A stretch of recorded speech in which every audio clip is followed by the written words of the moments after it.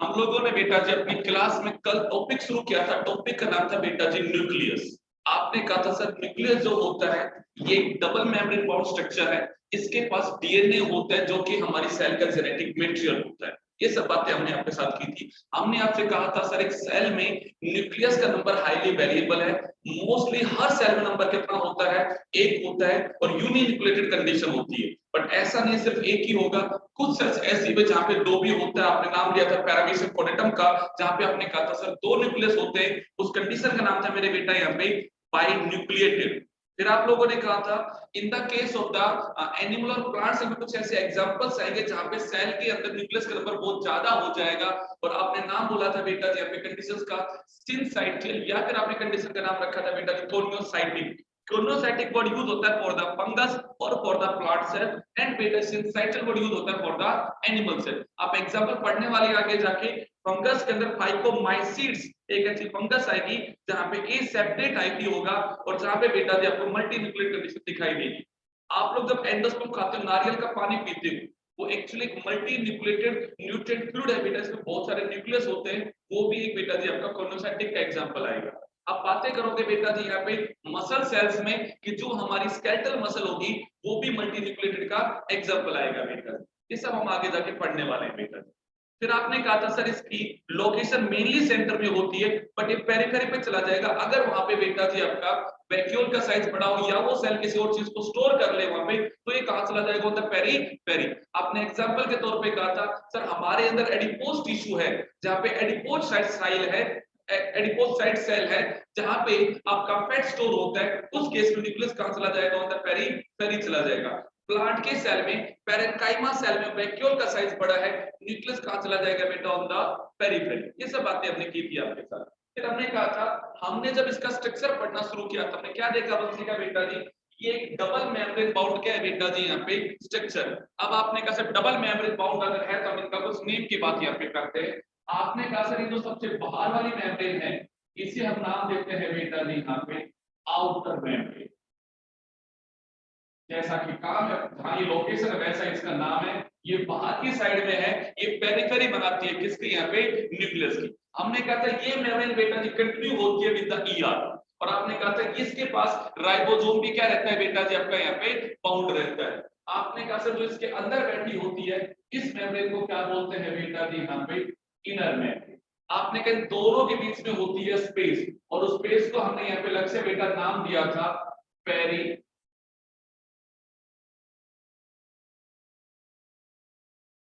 Nuclear space. और आपने कहा था ये हाईली वेरिएबल है, 100 से लेके 500 एक्स्ट्रॉम होगा, या मैं कहूंगा 10 से लेके 50 नैनोमीटर की स्पेस होने वाली। आपने कहा सर जब ये ईआर के साथ कंटिन्यू होगी इस केस में इसकी स्पेस क्या हो जाएगी? यहाँ पे इंक्रीज हो जाएगी। ठीक बात है। आपने कहा था सर आगे चल के देखते हैं तो न्यूक्लियस के अंदर बेटा जो फ्लूइड भरा हुआ है हम उसे नाम दे देते हैं यहाँ पे आपका कि वो न्यूक्लियर मैट्रिक्स है। कशिश को ये नाम अच्छा नहीं लगा तो हमने इसका नाम बदल दिया, हमने नाम लिख दिया बेटा जी ये है यहाँ पे न्यूक्लियोप्लाज्म। ये न्यूक्लियस के अंदर भरा हुआ क्या है बेटा जी? यहाँ पे फ्लूइड है। अनु बेटा जब हमने इसके अंदर देखा कि इसके अंदर क्या है तो हमने इसको स्टेन किया विद ए बेसिक डाई, और हमने देखा इसमें कुछ थ्रेड लाइक स्ट्रक्चर है, फाइबर की फॉर्म में स्ट्रक्चर है। हमने इस स्ट्रक्चर का बेटा नाम रखा है यहाँ पे क्रोमेटिन। सिंपल सी भाषा में आप कह सकते हो सर क्रोमेटिन क्या है? These are nucleoprotein fibre. जो अभी गुड़िया आपका जो नाम यूज करते हैं उसी नाम पे इसका नाम रख देते हैं बेटा जी। It is a nucleoprotein fibre. I think इससे नाम आपके दिमाग में क्लियर होना चाहिए बेटा जी। आपने पहला वर्ड क्या लिखा है यहाँ पे? न्यूक्लियो। न्यूक्लियो बोले तो न्यूक्लिक एसिड। आपने कहा सर प्रोटीन, यहाँ पे कल नाम बताया मैंने आपको, यहाँ पे हिस्टोन की क्या होंगे बेटा जी? प्रोटीन्स होंगे। तो आप कह सकते हो क्रोमेटिन के मेनली दो कंपोनेंट है। क्या मेरे बच्चा यहाँ पे? या तो यहाँ पे होगी हिस्टोन प्रोटीन, और यहाँ पे क्या है बेटा जी आपका डीएनए। ये दोनों चीजों से जो चीज बनी है वो क्या है बेटा जी? यहाँ पे आपका क्रोमेटिन है। क्रोमेटिन वर्ड क्यों रखा था? क्योंकि ये स्टेन शो करता है, ये कलर देता है विद द बेसिक डाई के साथ, तो हमने इसका नाम रखा था बच्चा यहाँ पे क्रोमेटिन। ये सब बातें हम लोगों ने आपके साथ कर ली।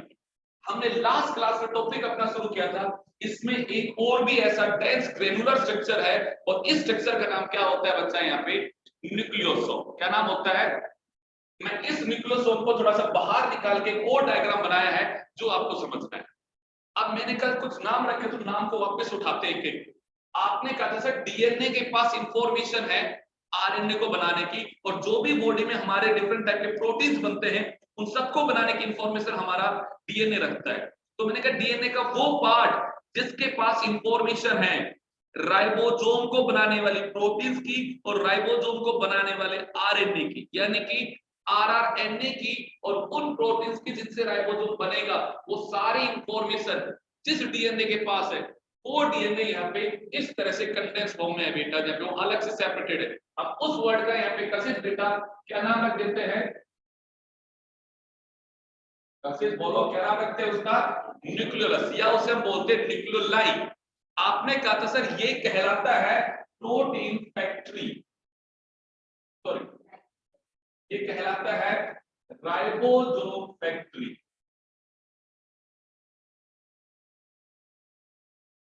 क्योंकि लक्ष्य है बेटा हम एक बात को बोलते हैं बार बार, राइबोसोम क्या है? राइबोसोम ये मेम्ब्रेनलेस सेल ऑर्गेनल जो बना होता है दो चीज से बेटा जी। किन चीज से बेटा जी? आरएनए से और बेटा जी प्रोटीन से। आपने राइबोसोम का एक दूसरा नाम लिखा था, इट इज ए राइबोन्यूक्लियो प्रोटीन। वो क्या है मेरे बेटा जी? एक राइबोन्यूक्लियो प्रोटीन है। आरएनए प्लस में क्या उसके पास बेटा जी? प्रोटीन है। तो हमने कहा इस राइबोसोम को बनाने वाली जो भी इंफॉर्मेशन चाहिए वो सब इस न्यूक्लियोलस के पास होती है। अब ऊर्जा गुड़िया, चारों गुड़िया, हमने इसको बाहर निकाल के डायग्राम को समझने की कोशिश करते हैं क्या है। सबसे पहला पार्ट सर इसकी पेरिफेरी के ऊपर देखें तो आपने ऐसा बना रखा है जैसे यहाँ पे मेम्ब्रेन हो, तो भाई ये मेम्ब्रेन नहीं है। मैंने कहा ना ये क्रोमेटिन का पार्ट है बेटा जी, तो मैं कहूंगा ये जो बाउंड्री के ऊपर आपको दिखाई दे रहा है ये है बेटा जी क्रोमेटिन। चारों गुड़िया इस क्रोमेटिन के पास इंफॉर्मेशन है किसको बनाने की? आप कहोगे सर किसको बनाने की? आरआरएनए को बनाने की और बेटा जी प्रोटीन को बनाने की। ये वो प्रोटीन है वंशी का बेटा जो उसे किसके लिए चाहिए? फॉर दी राइबोसोम चाहिए वो प्रोटीन बनाने की इंफॉर्मेशन, और ये आरएनए को कोड करने वाला सारा का सारा क्रोमेटिन बेटा जी इस तरह से यहाँ पे कंडेंस फॉर्म में बैठा है। तो हमने कहा ये बाहर पे बैठा हुआ स्ट्रक्चर इसका यहाँ। ठीक बात है। अगर मैं इस क्रोमेटिन को कुछ नाम देना चाहूं तो एक और नाम दे देता हूं उसको बेटा जी। मैं नाम देता हूं पेरी न्यूक्लियोलर क्रोमेटिन। देखो जरा ये नाम कैसा लगा? क्या लिखा हमने वंशी का? पेरी, बोले तो पेरीफेरी। न्यूक्लियोलर, हम न्यूक्लियोलर से पढ़ रहे हैं यहाँ पे। क्रोमेटिन, कि ऐसा chromatin that form the periphery और the boundary of the nucleolus. एक ऐसा क्रोमेटिन जो उसकी बाउंड्री बना रहा है, पेरिफेरी बना रहा है, उसको सेपरेट कर रहा है। हमने कहा ऐसा जो क्रोमेटिन है उसका क्या नाम है बेटा जी? यहाँ पे पेरी न्यूक्लियोलर क्रोमेटिन। आपने कहा सर यही तो एक्सप्रेस होके बना रहा होगा। अब सोचो अगर यहाँ पे ये आरएनए यहाँ पे एक्सप्रेस हो रहा है तो ये आरएनए की थ्रेड्स बड़ी हुई होंगी बेटा जिसमें आया ना, इसने उस प्रोटीन को बनाने वाला आरएनए बनाया होगा, वो इन न्यूक्लियर पोर से बाहर गया होगा, इस राइबोसोम ने प्रोटीन्स को बनाया होगा, वो प्रोटीन वापस कहाँ आई होगी बेटा जी? आपका यहाँ पे विद इन द न्यूक्लियस आई होगी। तो मुझे यहाँ पे दिखाई देगा सर ये दूसरा पार्ट जो मुझे दिख रहा है वो दिख रहा है मुझे ट्यूबुलर। क्या दिख रहा है मुझे यहाँ पे? Tubular part. आप कहोगे सर क्या है ये? तो मैं कहूंगा actually fibre of RNA plus protein. ये बेटा जी फाइबर है। किसके फाइबर है? आरएनए के, प्रोटीन के। अभी गुड़िया ये वो फाइबर है जो आगे जाके एक्यूमुलेट होके बेटा जी यहाँ पे राइबोसोम को बनाने वाले हैं। आपने कहा सर जब दोनों चीजें आपस में मिक्सअप होंगी, आपस में रेशियो में ऐड होना शुरू करेंगे तो राइबोसोम के पार्ट्स बनना शुरू हो जाएंगे। राइबोसोम के पार्ट्स बनना शुरू हो जाएंगे। इस राइबोसोम के 2 से 30 और कैसी 50, वो सब ग्रेनुलर पार्ट था। वहां पे अलग-अलग प्रकार के आरएनए थे, वहां पे अलग-अलग प्रकार के क्या थी बेटा जी? प्रोटीन थी। याद करो आपको मैंने कहा था 30th राइबोसोम में 21 डिफरेंट टाइप की प्रोटीन्स होती है। 40th वाले के अंदर आपने कहा था 33 प्रोटीन होती है। 50th वाले के अंदर बेटा जी आपने कहा था उसमें 33, उसमें कितना 34 होती है। और आपने कहा था in the case of the 60th में 40 डिफरेंट टाइप की प्रोटीन्स होती है। नाम हमने लिखे थे बेटा जी। आपने वहां पे आरआरएनए के नाम भी लिखे थे कि भाई जो 30s होता है वो बना होता है 16s आरआरएनए से। जो बेटा जी 40s होता है वो बना होता है 18s rRNA से। आपने कहा था 50s वाला दो टाइप से बना होता है, 23s RNA और 5s RNA से। और आपने कहा था सर जो यहाँ पे 60s RNA होता है वो तीन प्रकार का RNA से बना हुआ होता है। नाम लिखा था 28s RNA, 5.8s RNA और बेटा जी 5s RNA। ये सब नाम पढ़े थे ना हम लोगों ने। मतलब इन सब चीजों का क्या है, वो एक मिक्सिंग है ना बेटा, उन सब चीजों से बना है ना बेटा। तो हम उसी बात को यहाँ पे बात कर रहे हैं, किस तरह से यहाँ पे आरएनए के फाइबर्स है, प्रोटीन्स के फाइबर है। अगर ये भी आपस में ग्रुपिंग करेंगे तो ग्रेन्यूल बनेगा। क्या बनेगा? तो मैंने कुछ यहाँ पे डॉट डॉट डॉट डॉट बनाई है, मैंने कुछ डॉट डॉट डॉट बनाई है, तो मैं कहूंगा डॉट डॉट क्या है बेटा जी? Granular part of matrix. ये क्या है बेटा? Granular part. आप ये भी कह सकते हो अभी मुझे यहाँ पे sir these are the precursor.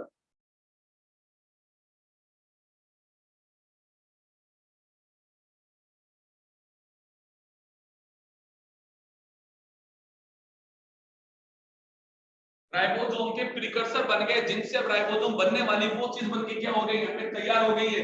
अब ये ग्रेन्यूल बेटा मिक्सअप होंगे और ये बेटा जिससे बाहर निकलना शुरू होंगे और आपके एक नया सेल ऑर्गेनल बन के तैयार हो जाएगा। कौन सा बेटा जी? यहाँ पे राइबोसोम। तो राइबोसोम कहां बन के आ रहा है बेटा जी?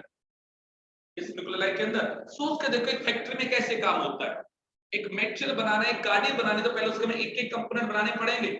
तो आपने कहा सर ऐसा डीएनए जिसके पास इंफॉर्मेशन है अलग अलग प्रकार के आरआरएनए को बनाने की, और वो इतनी सारी जो प्रोटीन्स हैं उनको बनाने वाले एमआरएनए की इंफॉर्मेशन। वो एमआरएनए बना, सेल के न्यूक्लियस के बाहर गया, राइबोसोम ने प्रोटीन बनाया, वो अंदर आ गया। तो आपने कहा सर प्रोटीन का फाइबर आ गया, ये आरआरएनए का फाइबर आ गया। ये फाइबर्स पड़े हुए हैं इसके अंदर बेटा। किसके फाइबर्स हैं? प्रोटीन के फाइबर्स हैं, आरआरएनए के फाइबर है, जिनसे बनने वाला है राइबोसोम। हमने इन्हें एक रेशियो में कर दिया मिक्स। हमने इसे रेशियो में क्या कर दिया? मिक्स कर दिया। आपने कहा सर छोटे छोटा ग्रेन्यूल बन गया। क्या बन गया? छोटा छोटा ग्रेन्यूल बन गया। आपने कहा सर ग्रेन्यूल पार्ट है। अब इन ग्रेन्यूल्स को भी जब जोड़ दोगे तो क्या बन जाएगा? राइबोसोम बन जाएगा।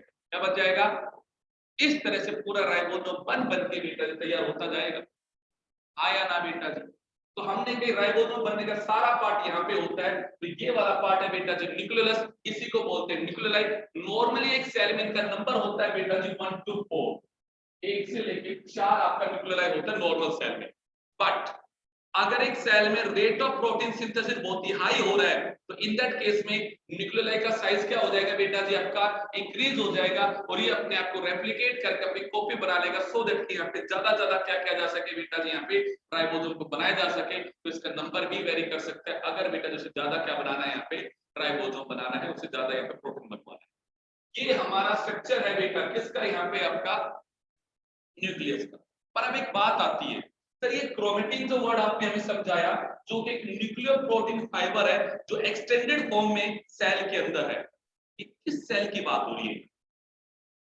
ये किस सेल की बात हो रही है? सेल का बात बोले तो यहाँ पे ये एक बेटा जी नॉन डिवाइडिंग सेल की बात हो रही है। किसकी बात हो रही है? मतलब एक सेल जब डिवाइड नहीं करती है, ये उसकी बात हो रही है। मैं आपको थोड़ा सा सेल साइकिल के फेजेस के बारे में बताता हूं, फिर आप उसके बाद हम इस बात को दोबारा एक बहुत अच्छा वर्ड लिखेंगे जो आपको यहां समझना है। मैं जब एक लाइन बोलता हूं यहाँ पे, अभी गुड़िया सेल साइकिल, सेल डिवीजन, तो जब एक वर्ड बोला सेल साइकिल, तो इस वर्ड से क्या बात दिमाग में आती है? क्या होता होगा सेल साइकिल? लक्ष्य क्या है सेल साइकिल? इस वर्ड से क्या आता है दिमाग में?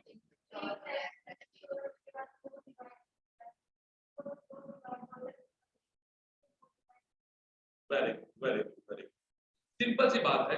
आप जो बोल रहे हो बिल्कुल सही बोल रहे हो। मैं चाहता हूं डिवाइड करके तो विपिन बन जाए। उसके लिए पहली चीज मुझे क्या करनी पड़ेगी? अपने आप को ग्रो करना पड़ेगा, अपने आप को प्रिपेयर करना पड़ेगा फॉर द डिवीजन। मुझे अपने हर सेल ऑर्गेनल्स को, मुझे अपने हर एक बॉडी के पार्ट्स को यहाँ पे डबल करना पड़ेगा। पहले पहले क्या करना पड़ेगा? डबल। कि भाई मेरे हाथ बढ़ जाए, पैर बढ़ जाए, हर चीज मेरी डबल हो जाए, और फिर मैं उसे बीचों बीच तोड़ दूंगा और दो बन के तैयार हो जाए। है ना? तो इट मींस वहां पे एक सीक्वेंस ऑफ इवेंट होने वाली। क्या होने वाली है? उन सीक्वेंस ऑफ इवेंट के थ्रू एक सेल अपने आप को ग्रो करती है, अपने डीएनए को डबल करती है, और फिर वो दो डॉटर सेल में क्या हो जाती है बेटा जी? टूट जाती है। हम उन सीक्वेंशियल चेंजेस को क्या बोलते हैं? दीज आर द साइक्लिक या सेल साइकिल के इवेंट है। ये बात समझ में आई? मैं उसको कुछ इस तरह से बना के आपको बताता हूं बेटा। ऊर्जा गुड़िया मान लीजिएगा हम किस तरह से एक साइक्लिक फॉर्म में उसे दिखा रहे हैं। तो हमने कहा सबसे पहले मान लेते हैं ये बेटा स्टार्टिंग पॉइंट है। तो सेल अपनी सेल साइकिल का अप्रोक्स बेटा जी 95% टाइम तैयारी में व्यतीत करती है, क्योंकि चीजों को तोड़ना आसान है और बनाना क्या है बेटा जी यहाँ पे मुश्किल है। It's a time consuming, it's a time.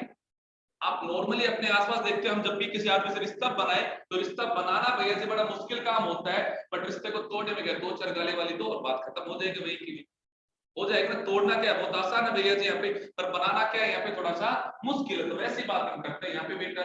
आपने कहा सर यहाँ पे सेल अपने आप को तैयार कर रही है, ये वाला जो फेज होता है इस फेज को हम नाम देते हैं बेटा जी इंटरफेज। नाम का मतलब है, बड़ी कहानी लिखी है सर। इस फेज में जाके सेल डिवाइड होने वाली है, तो दो सेल्स के डिवीजन के बीच में जो फेज आता है हम उस फेज को क्या बोल देंगे भाई? सेल साइकिल में सेल का डिवीजन होता है सर, डिवीजन तो इस फेज में आके होगा।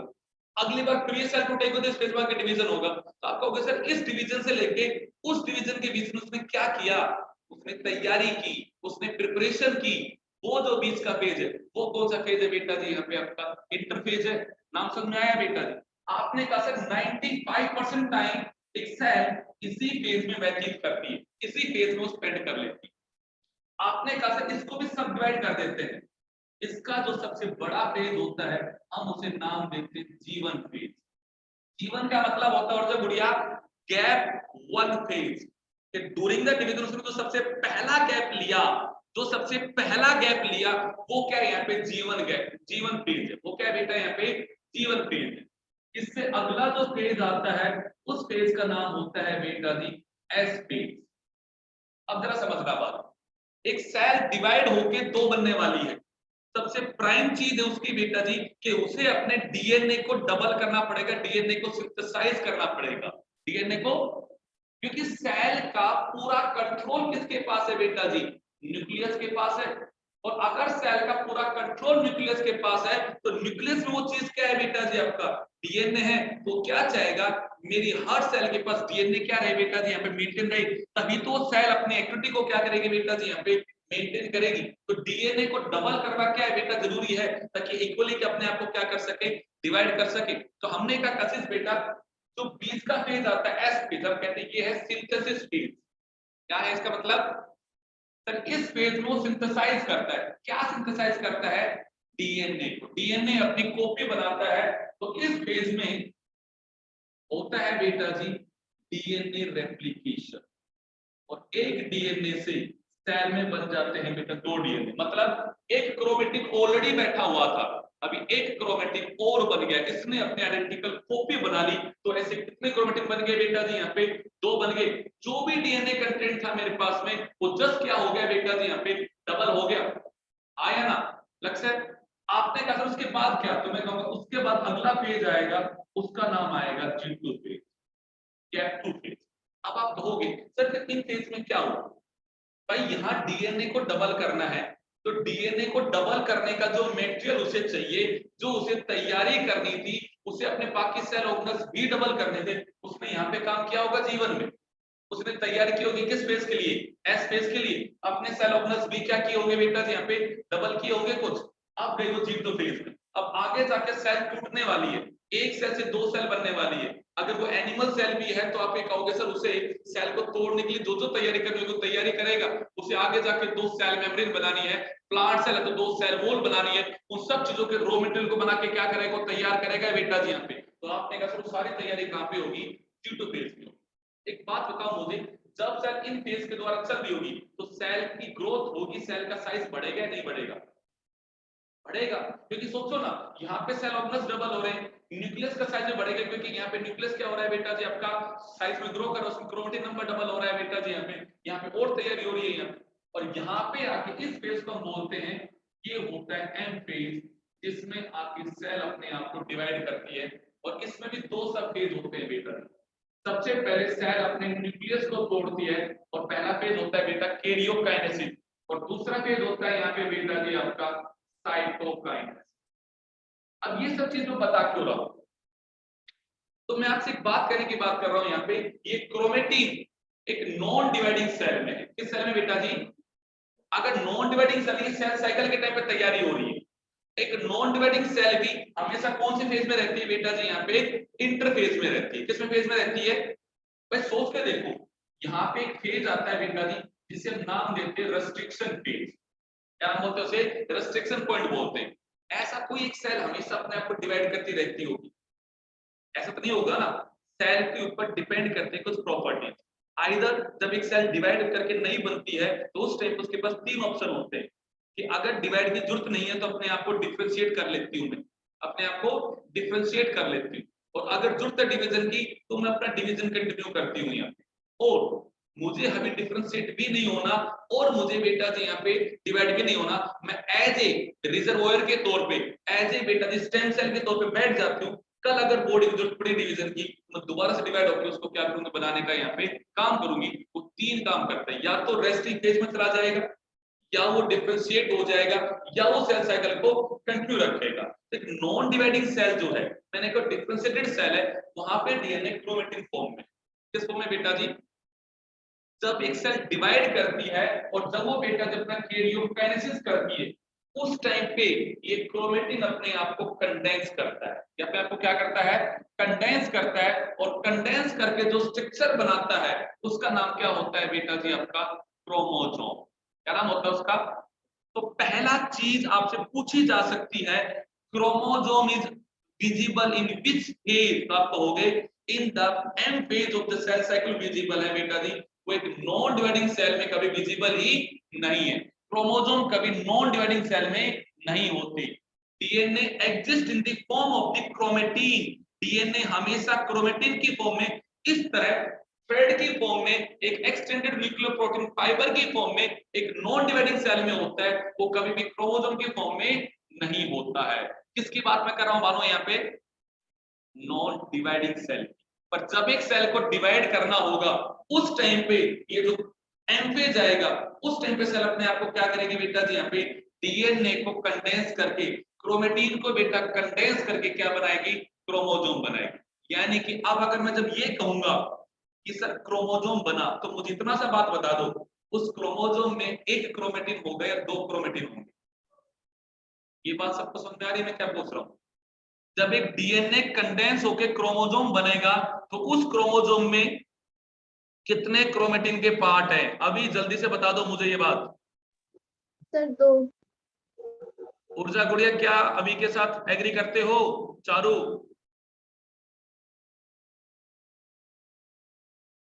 चारू? यस। वंस बेटा अभी कह रही है कि ड्यूरिंग द क्रोमो, या हमें जब क्रोमोसोम को स्टडी करना होगा तो क्रोमोसोम में एक नहीं दो क्रोमेटिन होंगे। आप एग्री करते हैं इस बात से? वंस? आशुतोष?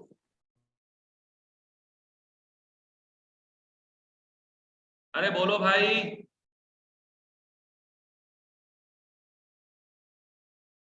वंस बोलो। Yes sir. बड़ा देर रिप्लाई करता है यार वंस। बिल्कुल सही बात आपने जो बोला, एकदम सही बोला मेरे भाई। क्योंकि जब आप कहते हो सर डिवाइड जब करते हैं उस टाइम पे अगर क्रोमोसोम बनने वाले हैं तो पहले एस फेज आया होगा और बाद में कौन सा फेज आया होगा? इट मींस एस फेज में डीएनए क्या हो चुका है? डबल हो चुका है। जब भी मैं क्रोमोसोम का डायग्राम बनाऊंगा ना बेटा जी, तो उसमें उसकी दो रेप्लिकेशन कॉपी साथ साथ चलेगी बेटा जी, यहाँ पे एक नहीं चलेगी। ये बात समझ में आई? क्रोमोसोम सिर्फ सेल डिवीजन के टाइम पे हमें एम फेज में दिखाई देंगे, कैरियोकाइनेसिस में दिखाई देंगे। इसके भी चार सब फेज होते हैं, प्रोफेज, मेटाफेज, एनाफेज और टेलोफेज। मेटाफेज वो फेज होगा जहां पे हमें डीएनए सबसे ज्यादा दिखाई देगा कॉम्प्लेक्स स्ट्रक्चर में, सबसे अच्छा जो शेप हमें दिखाई देगी वो मेटाफेज में दिखाई देगी। तो हम जब सेल साइकिल पढ़ाएंगे तब आपसे कहेंगे मेटाफेज वो फेज है जहां पे हम क्रोमोसोम के नंबर को काउंट करते हैं, उसके स्ट्रक्चर को स्टडी करते हैं, उसकी शेप को स्टडी करते हैं। वो सब स्टडी करने के लिए मेटाफेज को चूज करते हैं क्योंकि वहां पे वो सबसे ज्यादा विजुअल फॉर्म में, कॉम्पैक्ट फॉर्म में होता है। वो बातें हमें नहीं पढ़नी फिलहाल, वो हम सेल साइकिल की बातें करेंगे। बट हमें सिर्फ ये समझना है एक सेल में क्रोमोसोम जब होता है तो बेटा जो हमेशा आपके डिवाइडिंग सेल में होता है, कभी नॉन डिवाइडिंग सेल में वो नहीं होता है। क्या ये बात सबको समझ में आई? क्योंकि अब अगला जो पार्ट शुरू होने वाला है बेटा जी, वो मेरा क्या है यहाँ पे? आपका क्रोमोसोम। क्या शुरू होने वाला है यहाँ पे?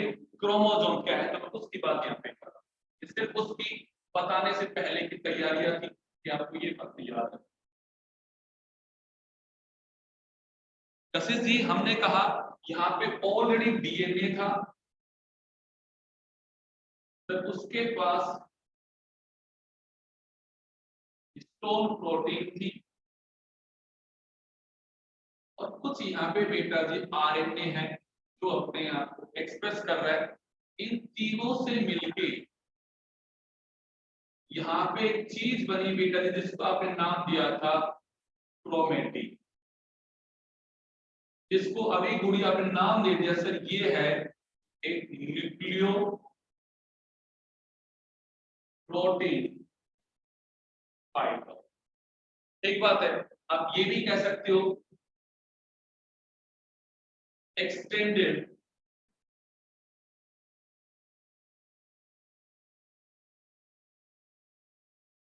थ्रेड लाइक स्ट्रक्चर, एक धागे का जैसा एक फाइबरस सा स्ट्रक्चर पड़ा हुआ है सेल के अंदर, जो हमें यहाँ पे बेटा दिखाई दे रहा है। मानते हो लक्ष्य? अब आपने कहा सर ये स्ट्रक्चर अपने आप को कॉम्पैक्ट करता है और इसमें और भी प्रोटीन्स आती है जो उसकी हेल्प करते हैं। उन प्रोटीन्स का मैं नाम बोलने वाला हूं बेटा जी, non histone chromosome protein, NHC। आपने कहा सर और यहाँ पे एसिडिक प्रोटीन्स आएंगी, नॉन हिस्टोन क्रोमोसोम प्रोटीन्स आएंगी, और वो इस डीएनए को और ज्यादा क्या कराएंगे बेटा जी यहाँ पे कॉम्पैक्ट पैकिंग कराएगी, और उसकी वजह से ये क्रोमेटिन का एक सीक्वेंशियल चेंज होना शुरू होगा, और जो फाइनल कॉम्पैक्ट स्ट्रक्चर बनेगा बेटा जी वो क्या बनने वाला है, यहाँ पे आपका क्रोमोसोम बनने वाला। आपको मैंने कहा best visible in metaphase of M phase during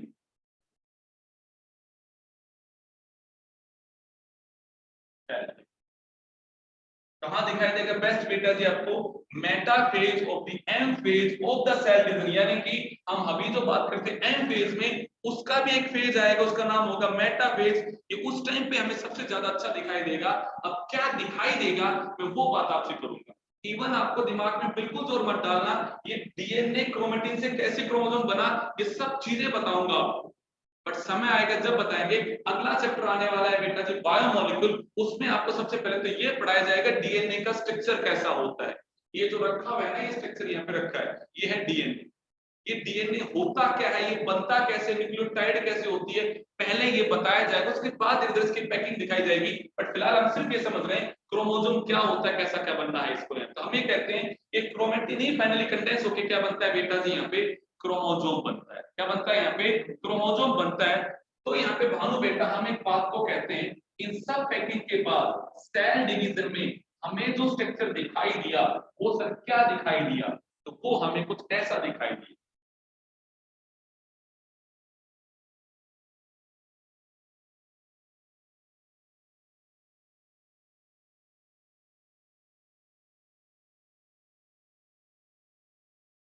सबसे पहले मैं कह दूं, अगर ये क्रोमोसोम है, ये क्या है बेटा जी, मैं इसको एक पहले सिंगल बना लेता हूं।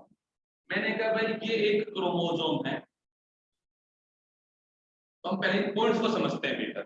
आपने कहा सर ये जो दो है ना, ये है आर्म ऑफ क्रोमोसोम। क्या नाम है इसका यहाँ पे? Arm of chromosome. In arm का नाम होता है बेटा जी क्रोमेटिड।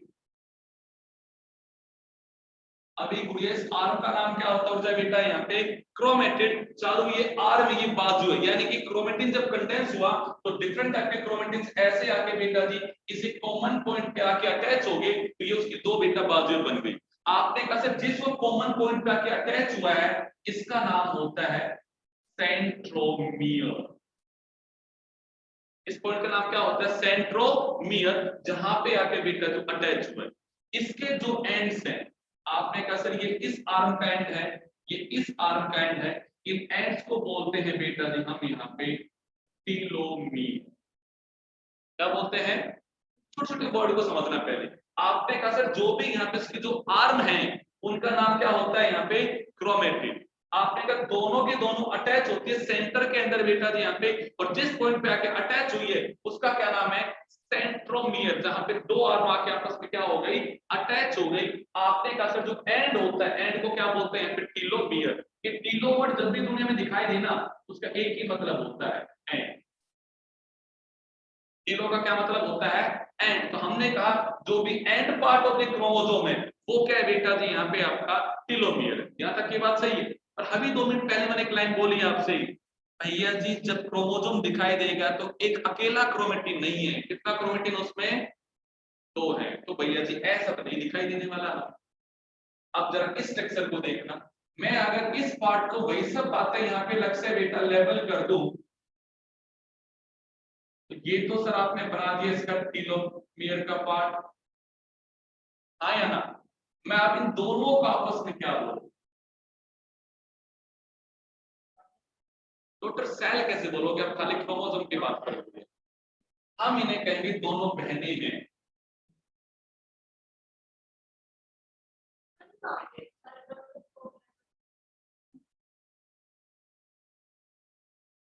ये दोनों बहनें हैं। नाम क्या है बेटा इसका? Sister chromatin. तो कोई पूछे आपसे यहाँ पे क्वेश्चन बेटा क्या है ये सिस्टर क्रोमेटिन, आप कह सकते हो sir during the S phase chromatin ने अपने आप को डबल किया होगा और अब एक नहीं दो दो पार्ट है। तो जो भी उसके आइडेंटिकल पार्ट जो रेप्लिकेट हुआ था वो दोनों बेटा जी सेंटर के अंदर अटैच है। और ये स्ट्रक्चर होता है बेटा जी किसका? यहाँ पे क्रोमोसोम। क्या ये बात समझ में आई बेटा? ऐसा क्रोमोसोम क्यों दिखाया हमने बेटा जी, आया ना? अब आप कहोगे सर हमने तो सेल साइकिल के अंदर क्या करना है? इन दोनों कॉपियों को अलग अलग करना है। इन दोनों को हमें क्या करना है? अलग अलग। तो आप अगला सेल ऑर्गेनल पढ़ने वाले हो बेटा जी सेंट्रियोल। वो सेंट्रियोल क्या करेगा? स्पिंडल फाइबर बनाएगा। वो सेंट्रियोल क्या बनाएगा? स्पिंडल फाइबर बनाएगा। उससे एक धागा बनेगा और वो धागा जाके इस क्रोमोसोम पे बन जाएगा। और वो ऐसे एक धागा इधर खींचेगा एक धागा इधर खींचेगा तो बीच से क्या हो जाएगा? टूट जाएगा। पर वो धागा बंधने के लिए जगह भी तो चाहिए ना क्रोमोसोम को। वो धागा कहाँ बंधना चाहिए आपके हिसाब से? सेंट्रोमियर में बंधना चाहिए। तो हम कहते हैं इस सेंट्रोमियर के ऊपर दोनों साइड में ऐसे एक डिस्क शेप की प्रोटीन होती है। इसके दोनों साइडों में बेटा जी क्या होती है? ऐसे डिस्क शेप की प्रोटीन होती है। इस प्रोटीन का नाम होता है बेटा जी यहाँ पे काइनेटोकोर।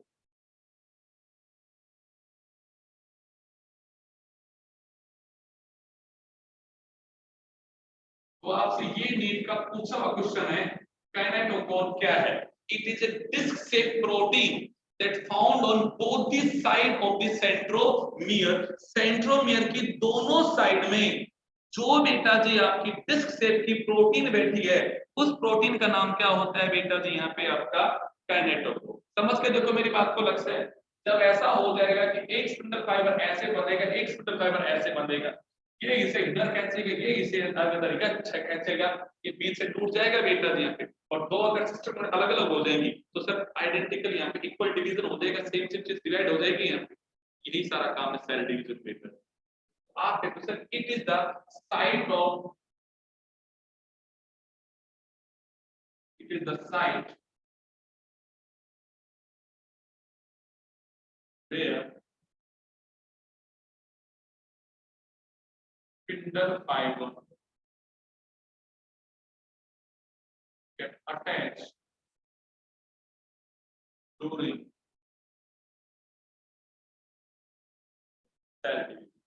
बताओ मेरे भाई ये बात यहाँ तक समझ में आई कि नहीं आई? अरे आई या नहीं आई? आजी बच्चा यस लोग सर। आई यस कि नहीं आई सर। यहाँ तक की बात? चलो एक यस बार सर। ऐसा करो